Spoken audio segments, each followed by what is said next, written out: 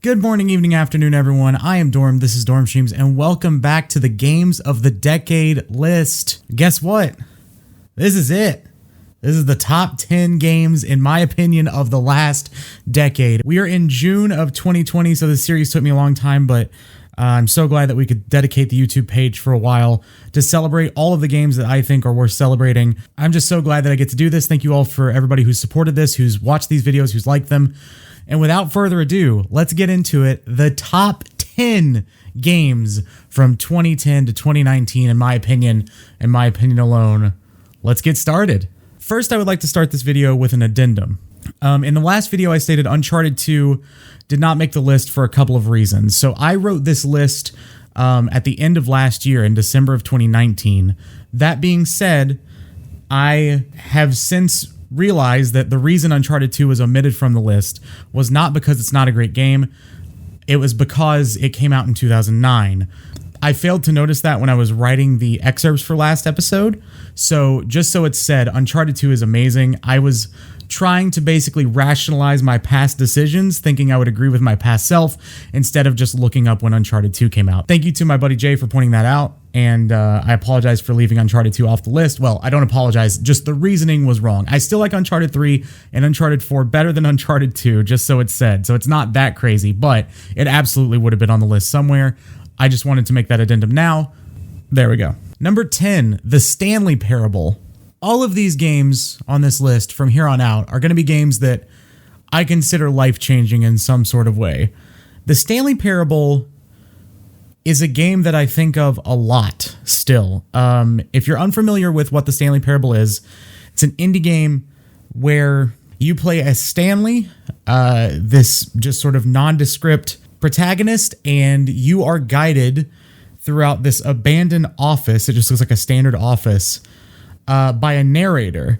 Now, the narrator is talking about, Stanley woke up and he decided to take the door on his left, and you were presented with two doors.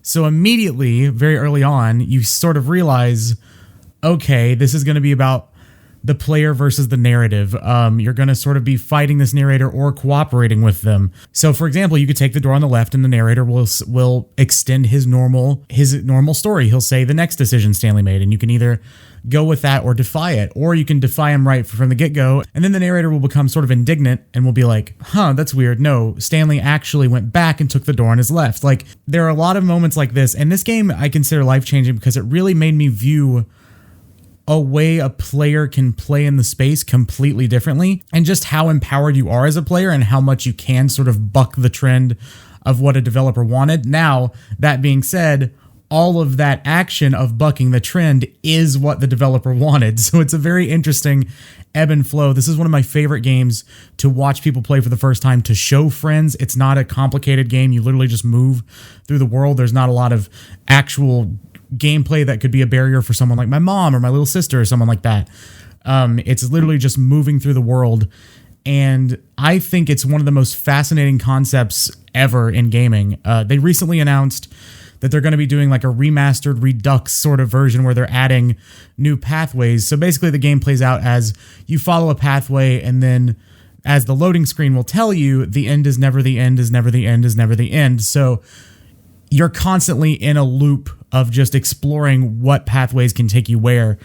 And I am so excited. If they add 2 new endings and it's going to be on console and I can get all the trophies, I'm going to be over the moon. I adore this game. I think it's phenomenal. I can't wait to replay it once they reveal that version of it. It's almost like some esoteric filmmaker's version of a game. There was a Twitter thread a while back of someone saying like, hey, you get to pick a director and a game franchise to make a movie. What do you do?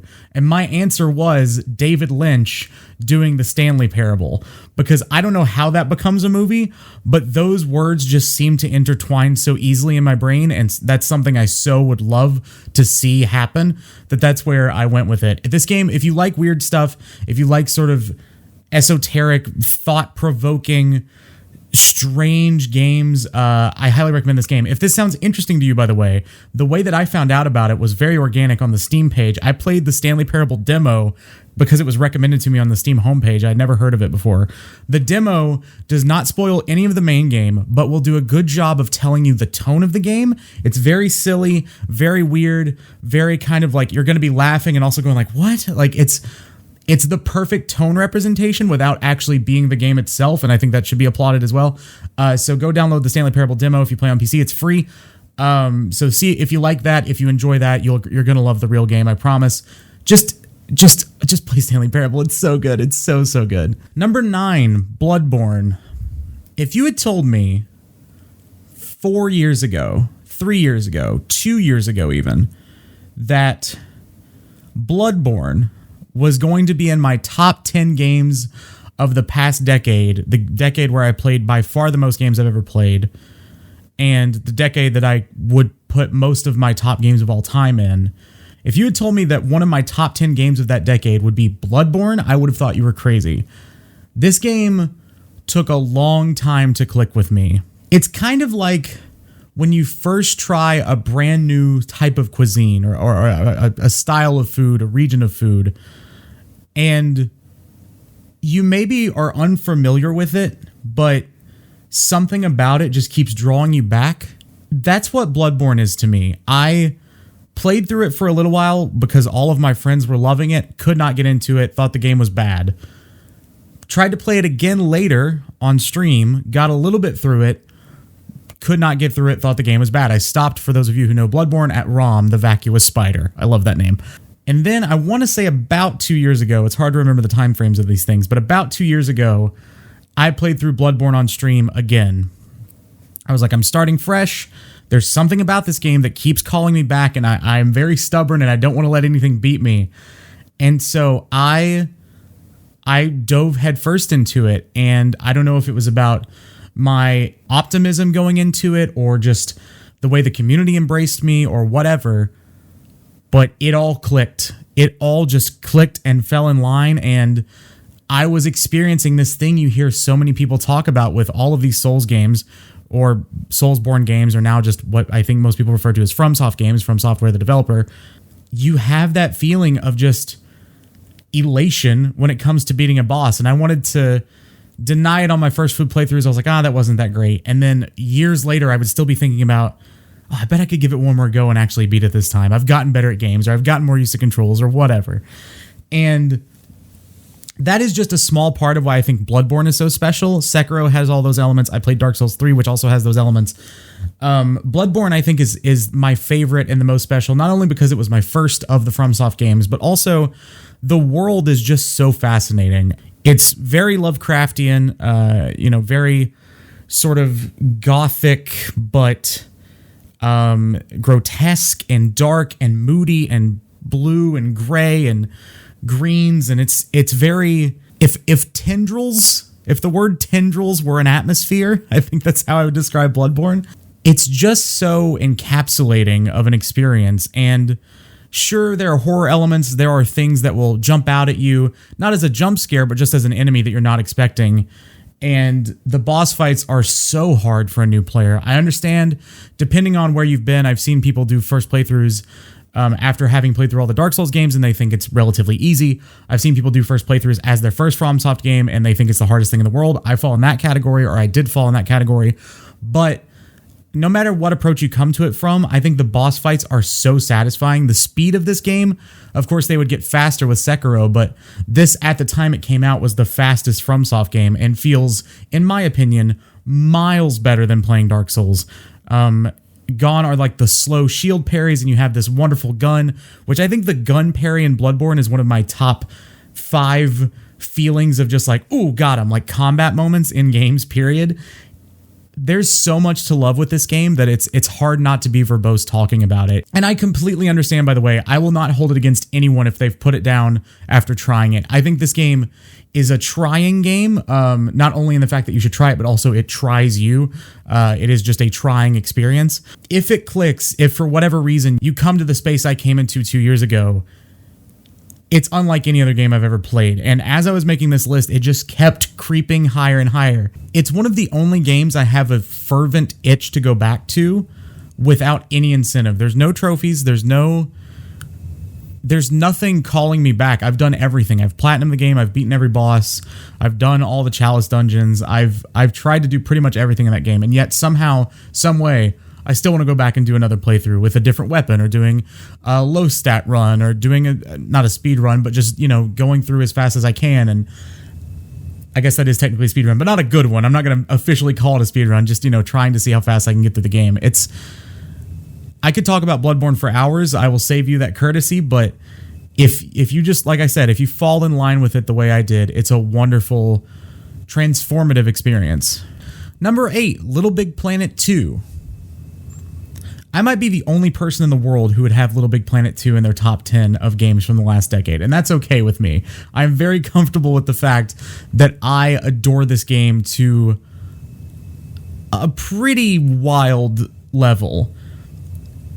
In order to properly tell you why, though, I have to go back to when I was a kid. I had a PlayStation 2 for a long time. Because of just the way everything worked out, and this was kind of more commonplace then, I was always a little bit behind when it came to console generations. So, like, I got a second PS2 because the first one of ours, Red Ringed or whatever it was called, in 2006, which, if you know, was the year that PS3 came out. Xbox 360 was already out. I didn't get my first console from that generation till I believe 2008-ish, 2007, 2008. So again, not that far behind. I was very lucky to get an Xbox 360 as a Christmas gift. But just so it's said, I was a little bit behind. So with all that considered, my buddy got a PS3 for Christmas one year. And one of the games he had pretty early on, I lose track of years. Whenever LittleBigPlanet 1 came out, was LittleBigPlanet 1. And we were just the right age. I was like 13, 14, I want to say. And it was the right time. And I was just kind of coming into this, I might do something creative as a profession. And I love platformers. I grew up playing stuff like Mario. And it was just such a seminal time for me to play LittleBigPlanet 1. I was so excited. Normally we would swap houses back and forth. For about a 6-month to a year period, I just went to his house because I just wanted to play LittleBigPlanet. And we played the hell out of LittleBigPlanet. And that game is super special to me, not only because I think it's a phenomenal game, I think it's one of my favorite platformers of all time. I think it got even better with the second one. And by the time the second one came out, I was lucky enough to get a PS3 because all my friends were playing on PS3. And basically that was sort of when the shift was starting to happen to PS3 has a lot of great exclusives. It's kind of that thing. I was getting more into reading games. I've talked about that a lot in this list.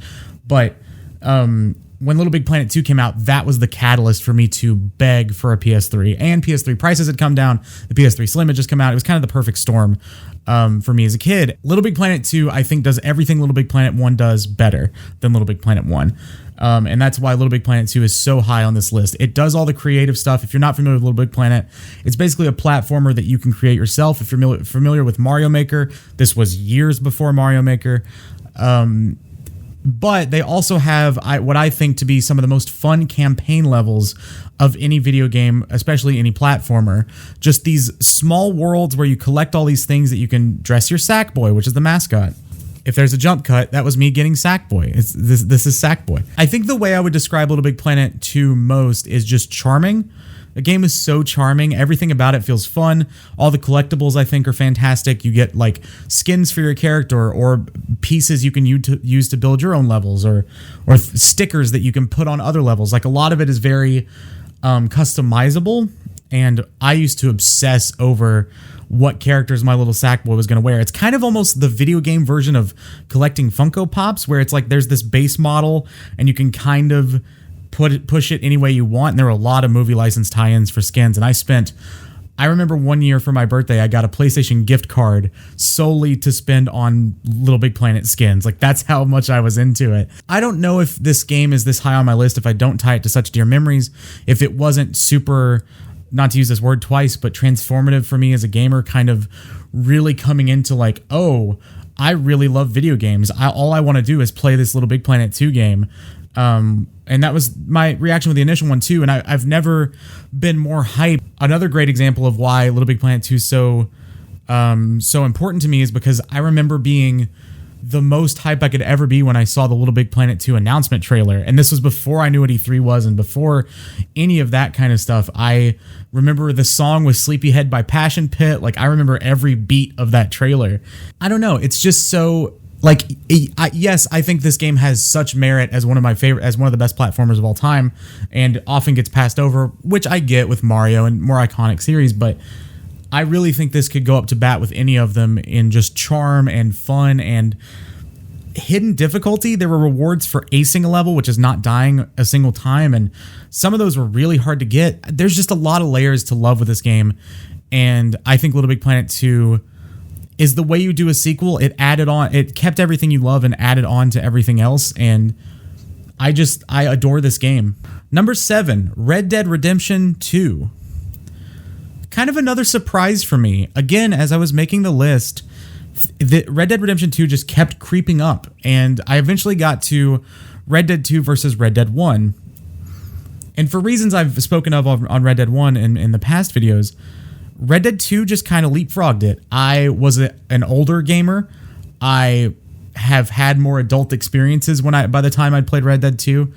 I could understand story. I could play the game better than I could as a 15, 16-year-old, however old I was when I played Red Dead 1. But not only that, I think Red Dead 2 is the better game. I really do. I think the story is one of the most gripping stories I've played in a game, and it feels like reading some antebellum sort of novel. It's so wide sprawling and all-encompassing that it's hard not to fall in love with some of these characters.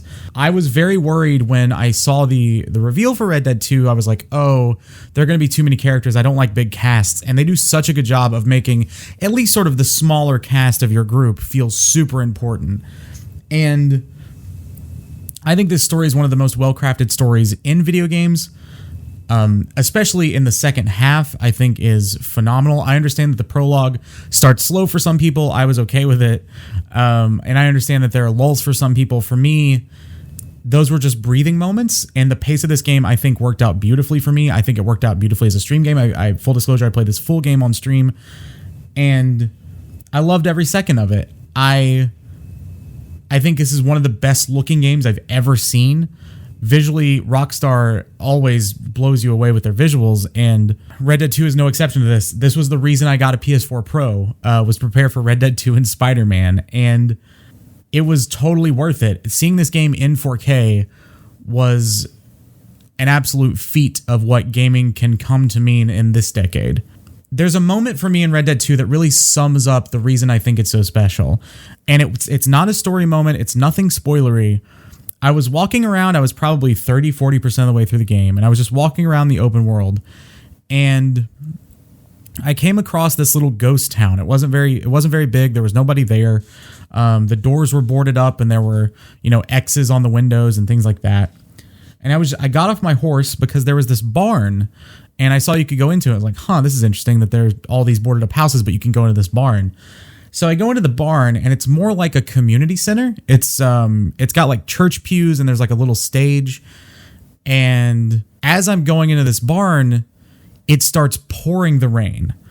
And one of the things this game does so well is the dynamic weather. It's so impressive to see. I loved looking at this game when it rained or when it stormed or when it was about to storm. You could tell when it was about to storm in the game. Think about that. The visuals you see in real life when you're like, it looks like about to storm. They translated that to the game. That will never not impress me. But it was just pouring this rain as I was walking through this ghost town and going to this barn. And I go into the barn and I pick up one of the little collectible stories. They're like those sort of, Pulp Fiction novels, right? Not the movie, what the movie was named after, just sort of these little, dime novels about some hero. And I always liked reading them, and this was a new one for me. And so I was reading through it, just kind of meandering my way through the barn, looking to see if there were any collectibles or anything like that.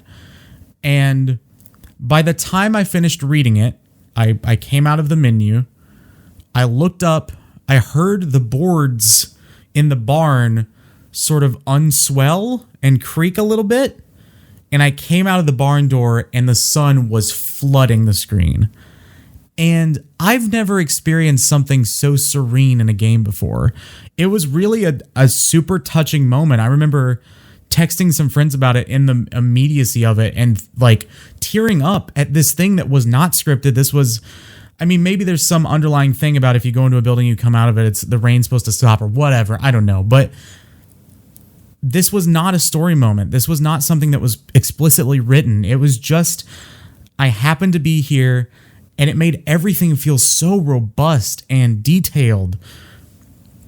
There are a couple stories in the side missions of Red Dead 2 that have stuck with me forever. There's one specifically, I won't spoil it, but it's about a guy who tells you to go get this ledger from this house he's been kicked out of. That story specifically was so well done, and it's just a side story, and yet it sticks with me. It's stuck in my craw. I can't stop thinking about it when I think about that game, and the overall story is incredible. The way the last 5-6 hours are handled is impeccable to me. There is just so much to love. The gameplay, I think, is more fun than people give it credit for, and I loved exploring that map and hunting the animals and making new outfits and all of that kind of stuff. This game is so much to experience, and the fact that there are details down to the granular level of which I just described are a testament to how wonderful this game is, and I think well deserving of this spot on the list. Number 6, Shovel Knight. In we transition to Shovel Knight, which, in my opinion, is the best of the games paying homage to games of an older generation. In the middle of this decade, and I think this is a good point to talk about this, in the middle of the decade, there was this swell, and I love that we're still continuing this trend of indie games and their legitimacy. We really kind of realized how wonderful indie games were last decade, in my opinion. And Shovel Knight was a testament to that. It sort of forefronted the games that were meant as homages to other styles of games, Shovel Knight being an homage I would say most directly to something like Mega Man. But, you know, there are a whole swath of games that could be considered homages to other styles or other genres, or just the throwback thing. And of course, the look looks like an SNES game, and the soundtrack sounds like an SNES game, and Shovel Knight does all of that to perfection. I don't know if I'll ever play a game that is as well balanced and fully realized in that style as Shovel Knight. In Shovel Knight, you play as Shovel Knight, which is your protagonist, and your weapon is a shovel. You can pogo on enemies. You can just hit them with your shovel. You can dig up treasures. It's a very not standard gameplay experience, but it's pretty straightforward. The beauty of this game comes in all of its other aspects. The boss fights are so incredibly fun. They're difficult, but super learnable. And masterable for someone like me who I don't consider myself great at games. For me to be able to observe all the patterns and get them all down is a triumph. The music is one of my top 5 soundtracks in any game ever. I adore that soundtrack. I want it on vinyl badly. It's so hard to find the original soundtrack on vinyl because they did one run of it and it's just hard to get your hands on. The visuals are fantastic. The sprite styles are so well done. And like just the overall level gameplay, killing the enemies, finding the secrets, using all of these abilities similar to Mega Man. You kind of get abilities that help you move or help you attack or whatever. And some bosses are weak to some abilities and all of that kind of stuff. All of that just gels so well together into one of the most enjoyable games I think of all time. I think Shovel Knight is to be heralded, not to use like a medieval pun, but as just the way you make a fun game. Like there's not a lot of story. There is story, and it's good. There's some really good story beats. I'm not trying to diminish the story, but I think the appeal of this game is just how fun it is to play, how good it feels to play. I every now and then will kick up Shovel Knight and play like halfway through it in a day because I mean that game is still in the back of my brain. I still know what to do in it. And ultimately, if you're yearning for games of a bygone era or games that make you feel like you're a kid, if you're around my age, or just games that are indicative of an older style but still play so well as a modern game, buy Shovel Knight. That's it. It's great. Number 5, Emily is Away 2. Emily is Away is a series of games. I'm highlighting the sequel here, but both games take place in what is basically AOL Instant Messenger. The first game is free and is a shorter experience. The second game is still very affordable, and it brings in basically a fake MySpace and a fake YouTube and some other sites. It plays on the nostalgia of those things. If you're around my age, AOL Instant Messenger and MSN Messenger were kind of a formative, I guess if you want to look at it like a pre-Discord kind of thing is how we use Discord now, but it's a relic of a bygone era. But what Kyle Seeley, the creator of Emily is Away, has done with both of these games is make you feel such emotion. That's going to be a huge part of these top 5 is just the emotion I felt in a game. And Emily is Away 2 specifically, when I think about that game, my heart goes into so many different directions. I feel joyous that the game was made, but also saddened by the story, but also uplifted by the story and all the potentials of the story. And what did I do? And how did I manage the situation? And how did I manage these relationships with these people like Emily and other characters?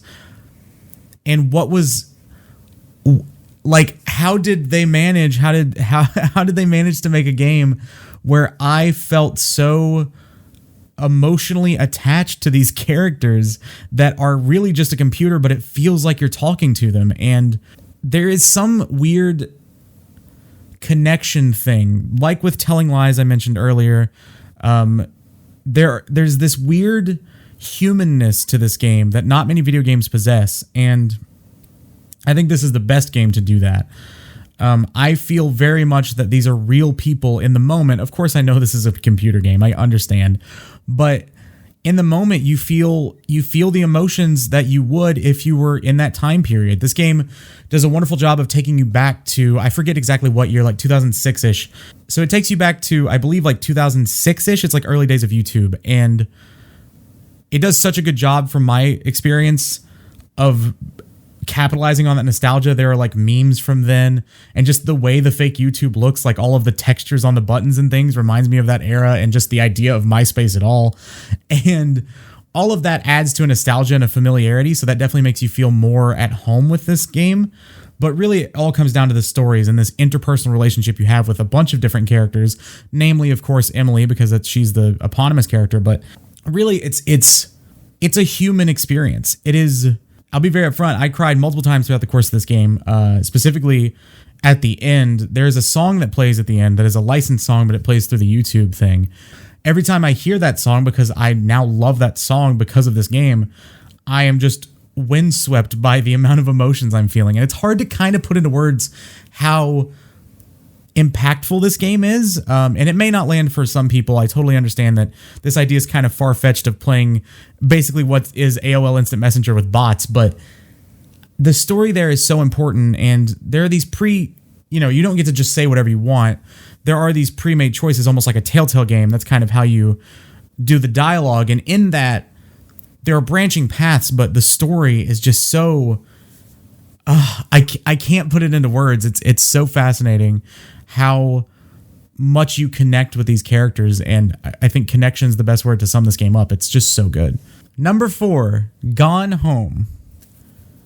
We have entered the top 4 games, and I would say this even applies to Emily is Away too. For a while, these all flip-flopped, except for number 1. Number 1 has been pretty solid for me, but 2, 3, 4, and 5 have all been at those levels at some point in making this list. I initially had them in a different order. After lots and lots of thought, I ended up on this order, and this is where Gone Home ended up. Gone Home is in my opinion, the best narrative game, the best strictly narrative game, I should say, ever made. I think this game does what all walking sims try to do and want to elicit. It's about a girl coming home to find her family not being there. She just kind of has to figure out what's happening. I do not want to talk much about the story of this game because I think this game is best experienced as I experienced it. I will talk about how that happened, though. I want to, again, I've already shouted him out once in this series, but I want to shout out to Greg Miller, who was someone who at the time and now I look up to immensely. He said on a podcast that I was listening to or an article or something, I don't remember exactly where I read it, but he said basically, play Gone Home, don't look at anything for it. Don't look up a trailer, Don't look up a review, just play it. And so that's what I did. I listened to one of the people I think is incredible and just played the game. And in doing that, this game has had such a resonating effect on me. This game came out forever ago. I want to say 7 years ago. I believe it's 2013. And it is still one of my first recommends to people who've never played it. I love watching people play this game. I love showing this game to people. It's short. It's about 2 hours long. And to me, it is everything I want a game like this to be. It tells you the stories of this small cast, and every one of them is interesting, in my opinion. It becomes sort of a mystery of what happened, and you're trying to figure out what happened, and what even is this game? Is it a horror game? Is it something else? Like, what is going on? There's a really wild mood for it. And hearing about that experience is really fun for me. The soundtrack is so good. It's like this Riot Girl sort of female-led punk sound that is really, really cool. I don't want to say anything about the story because I really think this game is best appreciated knowing nothing about it. I'll just say this. This story was the first story of its kind that I ever played, specifically with the... I'm trying to explain this in a way that people who've played it will know. In regards to two characters specifically, that was the first time I'd heard a story like that told in video games. And I remember weeping about it. I remember crying very heavily about it.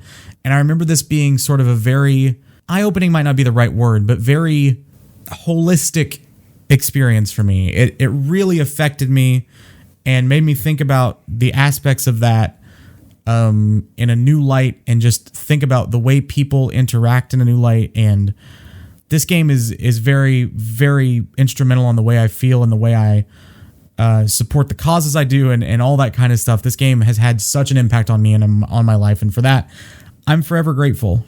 Number 3, The Legend of Zelda: Breath of the Wild. So get this out the gate right now.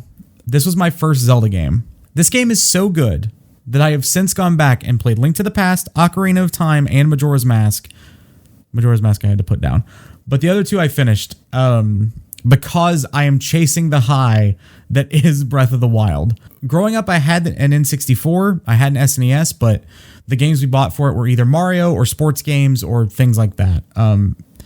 Zelda just wasn't a thing that was in my periphery. I had an uncle who played a little bit of Ocarina and a little bit of Wind Waker. I thought I'd played some of them. Turns out I just run around in the beginning area of Ocarina. I don't remember what I did in Wind Waker, but I was a really small kid. So I had no experience with Zelda coming into Breath of the Wild. And I think that is a testament to how good this game is, by the way. I cannot wait to complete my series playthrough of Zelda just to get back to Breath of the Wild and experience it from the standpoint of knowing what some of the references are and knowing, oh, that's a callback to this, that's a callback to that.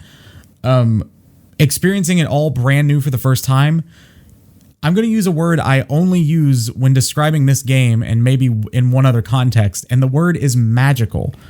It is a magical experience, and I don't use that word ever. That's the only way I know how to summarize it. It's just magical. This game, pardon my pun, is a breath of fresh air when you play it. It's calming and fun and relaxing, and the visuals are beautiful, and the soundtrack's beautiful, and the story's cool. I think where this game shines most is something that some Zelda fans are not a fan of.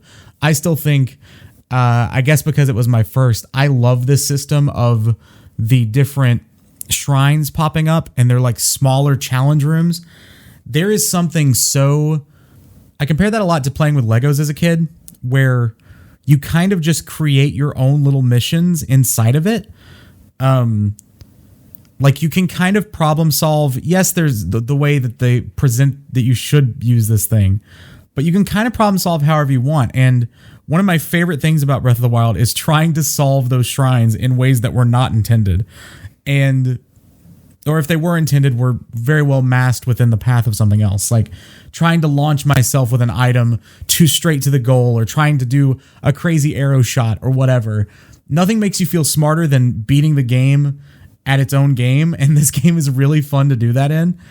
The movement feels great. The world feels wonderful. The map is so big and so detailed. Again, that's something I keep coming back to, but if you've not played Breath of the Wild, I don't know how to convince you to play it other than I had never played a Zelda game before, and it's one of my top 3 games of the last decade of a list that started out at over 180 games. Like, this is the cream of the crop stuff, and the more I am removed from it, the better I think it is, and the more I want to play it again.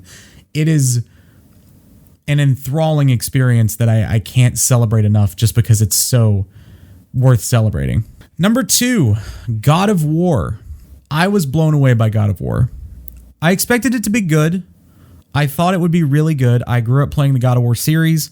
God of War 1, the opening scene with the boat and the ladies who are scantily clad is still one of my earliest memories of, oh, games can be adult kind of things.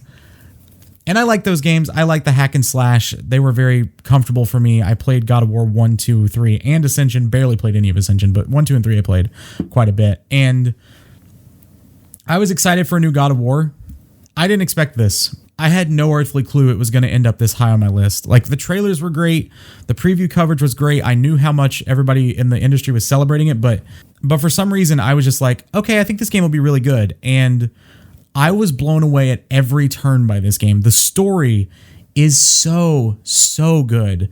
There's so many little layers to this story that are hard to explain without spoiling anything, that are just aha moments. The setting of this Norse world is completely new for Kratos, and I think completely deserved. And I think completely warranted with what they did with it. I think they did a wonderful job of transitioning it into Norse mythology, and just all of the little nods to Norse stuff are so good. Something that this game does that I still don't know how they did it. The singular camera. If you don't know, in God of War, the camera never leaves. It never cuts, to use like a movie thing. So think of like a movie one shot, right? Everybody always points to the Goodfellas one shot where they're going through the diner and the camera just is behind Henry the whole time. It's like that, but the entire game is like that. So even the menu is just a little transition in and out. And like, that feeling is so well done, and it makes everything feel equally important. It makes the cutscenes feel just as important as the gameplay, just as important as the menu. It's a unifying act, and I could see it being off-putting for people that want like dynamic cuts and transitions, but instead it all becomes so important. God of War is one of those games that if you're a gamer, if you like video games, if you like the medium, I can't say enough to make you play this game. Like, I would love for you to play this game. I don't buy collector's editions often. I bought this collector's edition. That's how good this game is. And the funny thing is, I haven't even talked about what I consider to be the strongest part of this game, the combat. No game combat feels as good as this. I would put this game combat against anything. Throwing the axe, having a button to retrieve the axe, all of the ways you can blend your combat together. There is nothing that feels this good in gaming, and it is a euphoric experience just to fight things in this game, let alone get to the next cutscene and get to the next story element and explore the next area. I think everything is done as well as it could be in this game, and I know I say that a lot in this series, but this game does a lot, and it tries a lot of things, and it does all of it so well that I don't understand how someone could play this and not put it in their top 20 at least. Like, it is a damn near flawless game that I think needs to be played to be appreciated fully. The voice acting, the performances, the story twists, the plot reveals, the callbacks to the old God of War series, the connections that they make. There are so many things in this game that I get so excited to talk about, especially when someone plays through this game for the first time. I cannot wait to pick their brain about it, because there are so many moments where like, what happened here? Oh, how did you like this? What'd you think about that? Oh, wasn't that great? Oh my God, did you know that this is earlier in the game? Did you know that they hinted this here? Like, it's one of those games that I love. I would put my love of God of War up with my love of any movie, any album, anything. I think it is one of my favorite things of media ever made. Number 1, The Last of Us. Now, I know what you're saying. Dorm, you just said that was one of your favorite pieces of media ever made.